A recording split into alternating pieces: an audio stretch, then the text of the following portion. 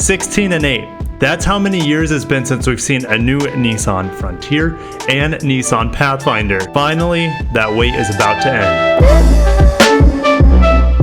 Welcome back to the channel. If you're a part of the 84%, you know what to do. Let's get to 100K and let's go to Nissan USA, where they have a teaser / launch site for the upcoming Frontier and Pathfinder. And we're gonna click the Thrill Me button because we all want thrills. All right.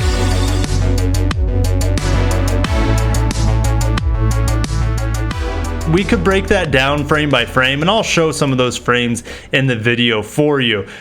We saw a little bit of the Nissan Z, we saw a little bit of the Aria, I think we saw possibly a prototype for the next GTR. What I think is more relevant to the Unveil, to the Pathfinder and Frontier, is the images flashing in the background here. So there's the outline of the Frontier right there. Looks like a pickup truck. It looks like a sheet draped over the side of a pickup truck, which is fine. This is a teaser site. Lets you know that it's off-road capable, and with the different topography and mountains in the background. And down below, of course, we have the countdown to the live event, which I will be live streaming. And next, what does next mean? Well, this is part of the Nissan Next lineup. And then here's the Pathfinder here. Of course, it looks like an SUV. Go figure. It looks a little bit more boxy, could be a little bit bigger. There's the grille to the 400Z. Well, we don't know if it's called the 400Z. We're assuming it's going to be that. There's a possibility we get a little bit more information on the next Z car at this live event. So make sure you're subscribed. I will be live streaming it and just hanging out with you guys on February 4th. It's 1 p.m. EST. That's noon time, my time here in Central. I am just so excited to be able to bring those vehicles to you during that live stream. So make sure you subscribe, hit the bell icon so you don't miss when my live stream goes live, of course. Now I want to go over to Motor One. They have a couple more pieces of information here for us, and this slide here, the first image, you can see the headlights of, well, it's not a very clear picture. It's probably taken from a potato of a laptop screenshot or something, but we have a good idea of the outline of the headlights. Look pretty good. As we scroll down though, we have some more renders, which the Pathfinder, if it looks like this, guys, it is going to be a home run for them. I think it's very handsome.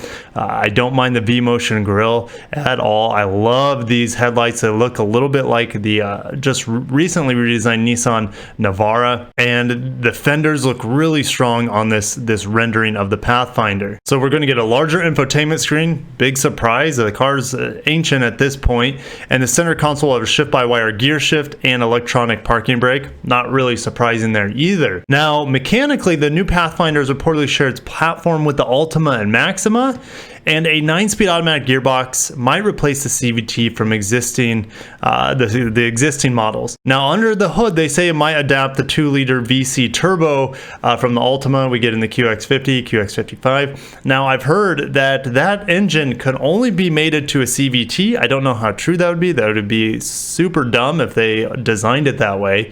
Let's hope that it's mated to a 9-speed auto sometime in the future. I think we're more likely to get a V6 again, which is not bad. Give us the same V6 that's in the new Nissan Frontier. But I am counting on this 9-speed gearbox. If they put the CVT in it again, it's going to be a tough sell, and it would be a complete failure on Nissan's part, in my opinion.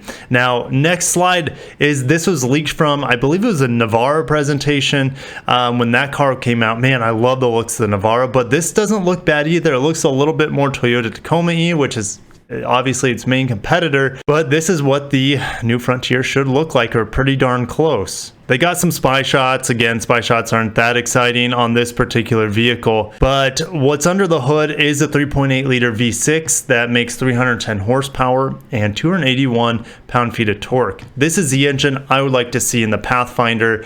Not the VC turbo. I think that would be a little bit underpowered in comparison to this V6, and a little bit more costly if you plan on owning it for a long time. I'll see you guys on what you would prefer. And let's go over some sales real quick. These products are so darn old. Looking at the Frontier's yearly sales. Now, this vehicle came out as a 2005 model. Pretty insane, and the sales absolutely plummeted. Of course, that was around the financial crisis in the late 2000s. And look at the massive comeback it had since then.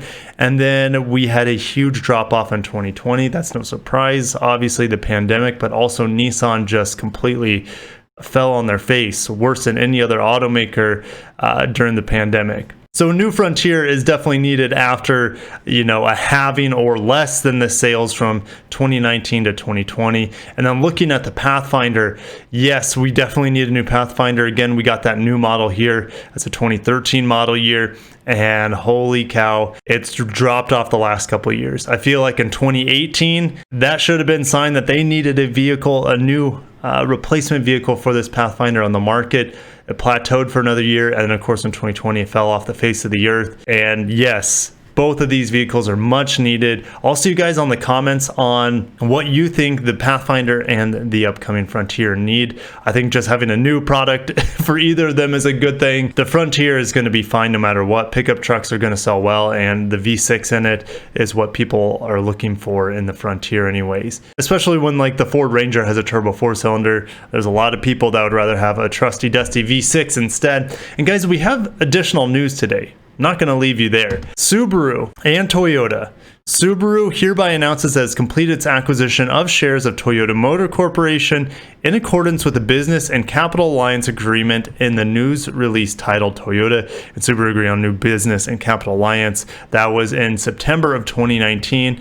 So they have finally acquired the full agreed upon shares, essentially, which is almost 700 million US dollars. Now, Toyota buying that many of shares probably happened like that because they bought into each other equally. So Toyota went from owning about 16% of Subaru to 20% within a blink of an eye. And then Subaru bought the same amount in value of shares of Toyota, and they finally have completed that. So what does this mean? Well, I think it's just further continuation of Toyota pulling the strings at Subaru. They're going to share hybrids together, electrified vehicles like the Voltis on the new eTNGA platform. We're going to see more and more Subaru hybrids stealing, whether it's from the plug-in hybrid end of things or the standard hybrid end of things. They will definitely be using pretty much the same hybrid and electrified technology. Don't expect to see any more Boxer engines in the Toyota product outside of like the 8.6, of course. If you're a Subaru person, expect your Subarus to get a lot more Toyotified. And if you're a Toyota person, nothing really changes for you. A couple more articles before we finish today's video. Toyota-backed Paris venture targets 10,000 hydrogen taxis by 2024. That's when they're going to have the Paris Olympics there. So Toyota's, of course, going to have a huge role to play in the 2021 Tokyo Olympics, as they're the lead sponsor. But Toyota is working with a hydrogen-based company to put taxis or hydrogen taxis on the road to be seen and had during the Paris Olympics in 2024. So I'll put the link in the description below if you want to read more about that. It doesn't interest me too much, but it might be of interest to you guys over in Europe. And Scion FRS, I thought this was a lot of fun. Clearly wishes it was a Lexus LFA instead. So Car Scoops found this LFA inspired Scion FRS, and it's just hilarious. The rear end looks disgusting. Of course, the tailpipes, if you can get that right, it looks pretty darn sick, but the rest of it looks really dumb. But I'm glad someone did it because it's cool. As long as it makes them happy, and it makes me happy, even though I see it more of as I can't believe someone made this sort of thing. And that's all I have for you guys today, I believe. I don't think I have anything else. I will see you in the next video, and definitely on February 4th as I live stream the unveil of those two Nissan products that we've been waiting for a long time, especially the Frontier. Guys, I'll see you in the comments. Thank you so much for watching. If you made it this far and haven't smashed the like button, go ahead and do that. If you made it this far and you're not subscribed, that helps me out a lot as well. And I can't wait to see you guys in the comments in the next video. Have a wonderful day. Take care of yourselves, and peace out.